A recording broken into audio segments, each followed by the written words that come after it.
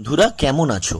আজকে রবিবার, তাই বাজারের ব্যাগটা নিয়ে বেরিয়ে পড়লাম বাজারের জন্য। আর আমার বিস্টকে আজকে বের করেছিলাম, বাট ওতে হাওয়া ছিল না, তাই ছোট গাড়িটা নিয়েই যাব।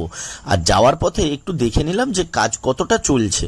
তারপরে বাজার করতে চলে গেলাম। বাজার থেকে এসে বাবা বলল যে ড্রেনটা খুব জাম হয়ে গেছে, তো ড্রেনটা পরিষ্কার করতে হবে। তাই বাবার সঙ্গে হাতাহাতি ধরে স্ল্যাবটাকে তুলে ফেলেছিলাম।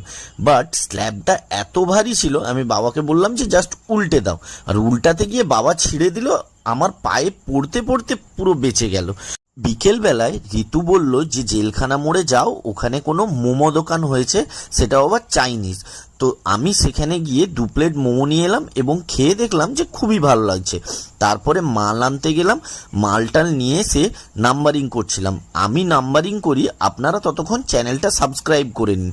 আর যদি আপনাদের কিছু বলার থাকে সেটা আমাকে একটু কমেন্ট বক্সে জানাবেন।